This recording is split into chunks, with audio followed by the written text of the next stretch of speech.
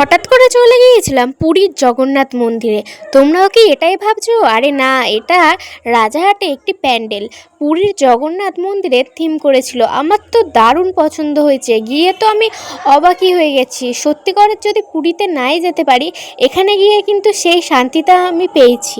তো এখানে কিন্তু ঢুকেই এত সুন্দর দৃশ্য, আর সামনেই জগন্নাথ ছিল, বেশ ভালোই লাগছিল। আর এখানকার দুর্গা প্রতিমা তো একদম দেখার মতন অপূর্ব সুন্দর, আর প্যান্ডেলটাও বেশ সুন্দর করেছিল।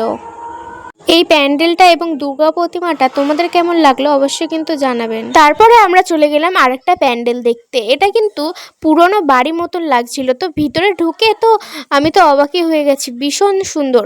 এতক্ষণ যতগুলো ঠাকুর দেখেছি, এটা কিন্তু তার থেকেও আলাদা, একটাই সিঙ্গেল মানে ঠাকুর। বেশ ভালোই লাগলো, প্যান্ডেলটাও খুবই সুন্দর করেছে। তারপরে আমরা চলে গেলাম আরেকটা প্যান্ডেল দেখতে। এই প্যান্ডেলটাও কিন্তু খুবই সুন্দর করেছিল, আর আমরা যে কটা দেখেছি সবই সুন্দর। আর এই দুর্গা প্রতিমাটাও কিন্তু বেশ ভালোই লেগেছিল আমার। আমি তো এইবার দুর্গাপূজায় অনেক মজা করেছি। তোমরা কেমন কি ঠাকুর দেখলে অবশ্যই কিন্তু জানাবে আমাকে।